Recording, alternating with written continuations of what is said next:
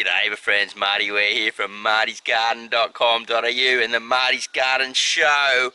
And today I have 4 amazing companion planting discoveries for you. And I'm sure that you'll be able to put them to work in your garden at your place. And while I was standing here getting ready to film, these beautiful hot air balloons come past and just made my morning just so magic. So beautiful to see.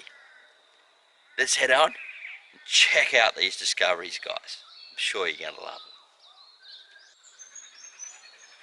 Discovery number 1. Now you can see this sweet basil here, and excuse me Mr. Spider, I have to remove your web there.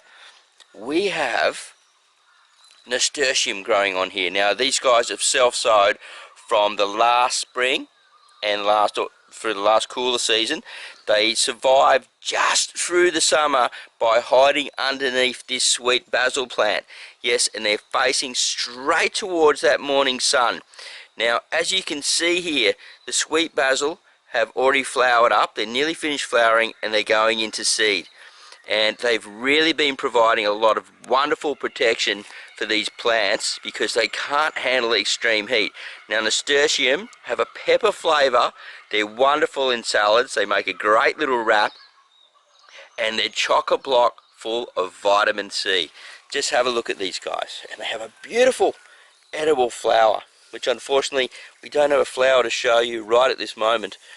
She's just about finished there, but when they do finish up the flowers, you can make a caper out of them too, which is like a pepper sort of caper, which I haven't tried yet and I plan to in the future. So here's one of those discoveries that can make you a little bit sad, but you need to learn from it along the way. And my favourite plant, Egyptian spinach, growing in this foam box container right next to the jalapeno. Now I've noticed that through my garden the jalapeno is suffering a bit of virus, and it obviously needs a bit more food and care compared to this plant here, which is the Egyptian spinach, which is very tough. Now it has produced fruit for me, but I just feel that I wouldn't plant Egyptian spinach again next to chilies. Especially in a container, maybe in the ground, not so close together. I feel that the Egyptian spinach is such an aggressive feeder that it does take away a lot of the nutrition from the chili, because the chili also is an aggressive feeder, but nowhere near as aggressive as the Egyptian spinach. Now, discovery number 3 sort of happened a bit by accident. We have sunflower here, and down underneath we have the baby rock melon that I've been saving the seed from. These guys are an heirloom species and have not been bred on. They are a beautiful rock melon. Now this guy, the sunflower here, is also edible. All the leaves are edible. The bud at the top of the flower you can cook and boil them up and saute them. You can eat the seeds, as we obviously know, and they make a wonderful sprout. But underneath here also you can see that this squash, which is the rock melon, which I just threw the seed in here self-sowed by itself, is just really enjoying having that little bit of shade and protection. Now just growing just near it again is another little nasturtium that come up, and it's growing all amongst this wood chip here, which actually is not a wood chip, it's a bark. And bark contains a lot of minerals and will sit on top of itself, and as it sort of sits on top of itself in a blocky formation, it allows a lot of oxygen to flow. And when the water hits it, as you can see here, you can see lots of holes and cavities and things. When the water hits it, it'll flow through and it will store in here from the rain and will be trapped in here and won't escape. So it's a great way to store water, and it's an awesome, totally awesome mulch that you can use in your garden. The next discovery is sort of a steering away a bit from companion planting, but look, it's all interlinked, and I want you to think about this in a way of steering away from monoculture. So it is in a way a form of companion planting.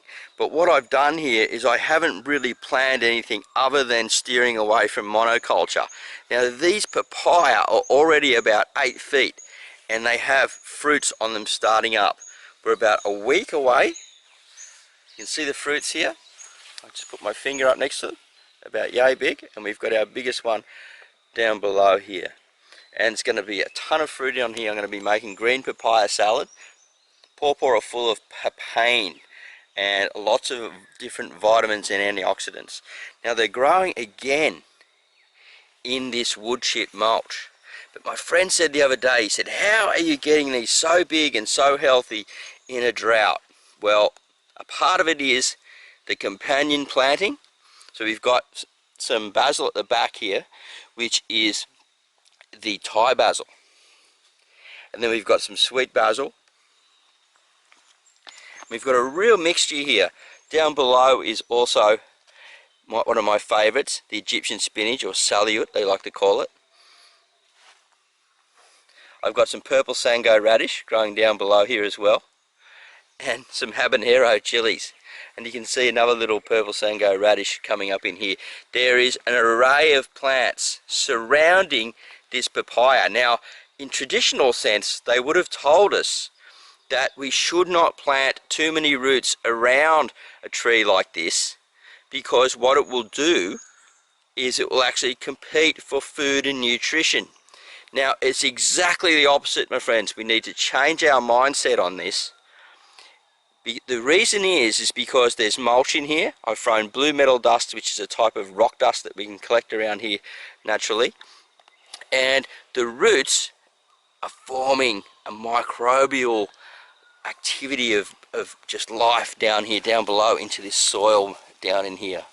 And it is just beautiful stuff. And at the moment I'm just mucking around in the top of this mulch here. I don't want to dig down and disturb any of this root system. So it's creating a major series of life down here, of microbes and invertebrates, worms. And when I do pour some water in, or it gets a bit of rain, it really stores really well. And the microbes, what they do is, when they're around the roots, is stimulated. They're stimulated by the sunshine hitting the leaf, and then the plant will actually send down that energy from the sun into the root zone. And what this does is it creates, the microbes feed on that energy and then create sugars for the plants to be able to uptake back up and produce nutrient. So it's, in a way, it's like a vacuum bringing the water back up and those sugars back up into these lovely fruits. And these fruits will be sweet as nothing else. They'll just be so beautiful and so yummy. Now I'm looking forward to doing a variety of picking some ripe fruits and making some green papaya salad. Now the light's not real great for this shot, guys, but I want to show you anyway. I've got this tomato plant. I've got no idea what variety it is. I'm pretty sure it's just a cherry tomato that's come up and it's sprouted in one of my microgreens trays that goes to baby leaf, growing with chard. And it's only growing in about 1.5 inches of compost soil. And look how healthy it is. And I've always spoken about using the correct nutrient in your potting mix and in your container mixes and in your mixes for microgreens, and also using the worm compost tea that you can make from your own worm farms. They're a very simple, cheap system to operate, and they really produce amazing results. Now this guy is already about 2.5 feet tall, growing in, would believe it or not, like I said, 2 inches of soil. Now that's got to show something, that something's working here, right? And I'll give you a quick look at, to show you the proof, because at the moment you can't see exactly what's going on. I'll show you the tray.